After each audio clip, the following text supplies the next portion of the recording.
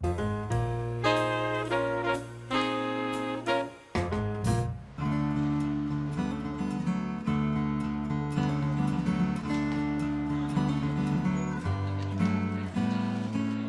been here for 12 years.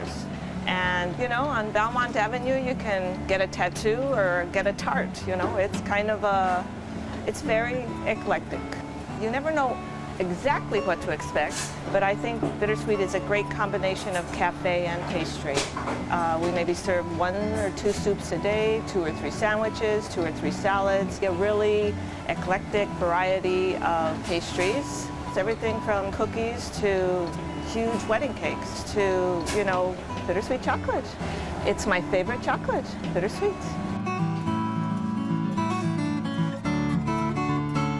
The quality of the product is something that's always been very important to me. I came from some really great experiences. I worked at Umbria, at Printers Row, I worked for Lettuce Entertain You. Those are people who taught me that quality is important and consistency is the most important. So I think, I don't think quality will ever go out of style.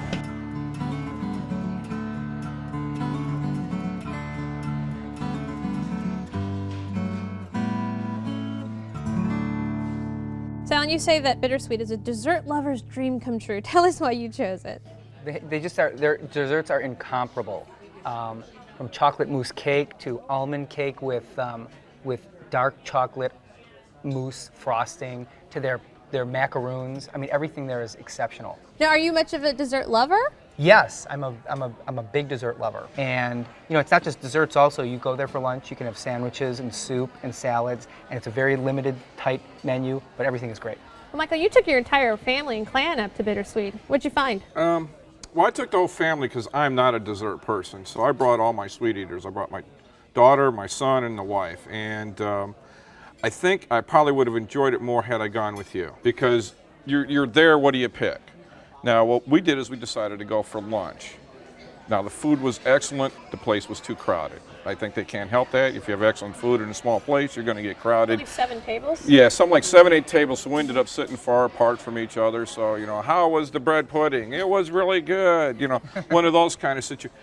I had an exquisite salad, and my daughter ordered this root beer float. And I thought, you know, how good could this be? Until I saw my 17-year-old daughter with one arm wrapped around it this way and the other arm wrapped around it that. It's huge. And until it got down to the last 3 inches, nobody knew if it was any good because it wasn't coming out of her hand. We thought we were going to have to buy the glass. Michelle, how was your experience there? Everything was great. It was really fresh. We had, I had a salad and I had some quiche and a chilled cucumber soup. Oh boy. I don't mean to sound funny, but you're all having salads at a dessert place. Like, what up? You know, like, seriously. Maybe we're saving room for dessert. Yeah, because right. I had more than one dessert. Oh, you did? Oh, I had so much. I pretty much had to have something healthy to cut the deal with God in order to have the You're dessert. surrounded by all these pastries. You're like, I'll have a salad. But even, okay. It was a good salad with the lemon dressing. Oh, yeah. Oh, I had that. That's what I had. Oh. I mean, she knows what she's doing. You know, everything, you know, like I was telling you about, they outsource 2 bread companies to make their, you know, their soup is served with D'Amato's bread, and their sandwiches are served with Red Hen bread. I mean, that just shows their attention to detail. Besides the salad, did you have some of the pastries? Yes. It was really fun because you get to go up to the counter and just look at them all for a while, which I like the whole process. Then I saw that they have like ice cream and sorbet, so I decided, well, I should get some ice cream and sorbet and a dessert.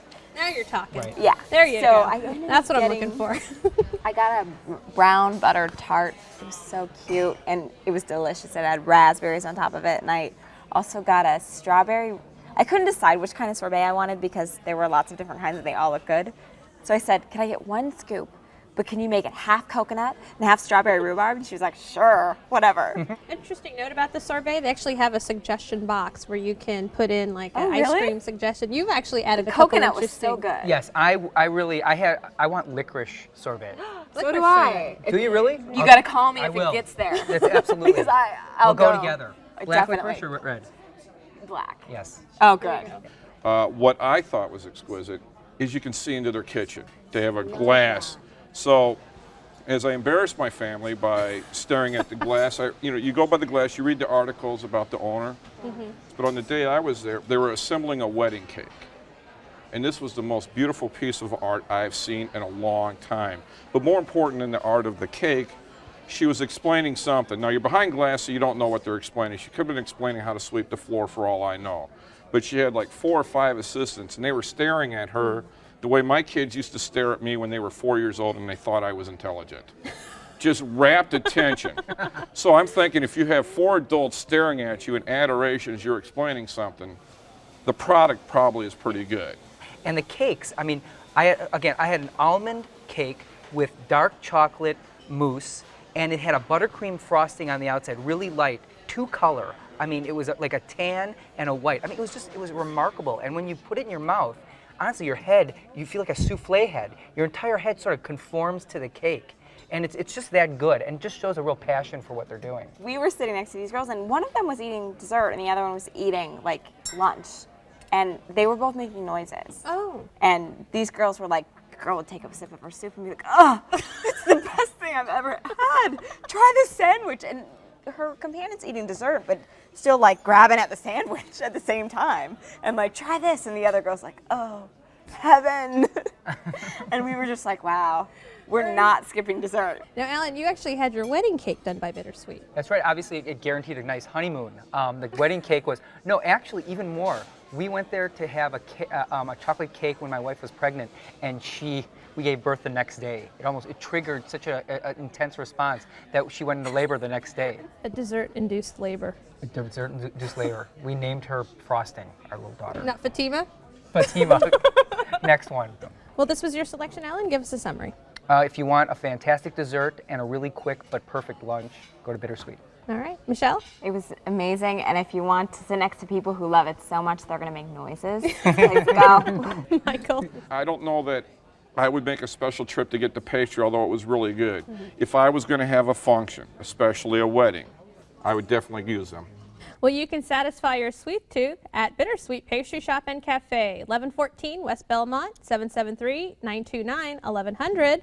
Open daily, Tuesday through Sunday. Reservations are not accepted, and the average check per person is $15.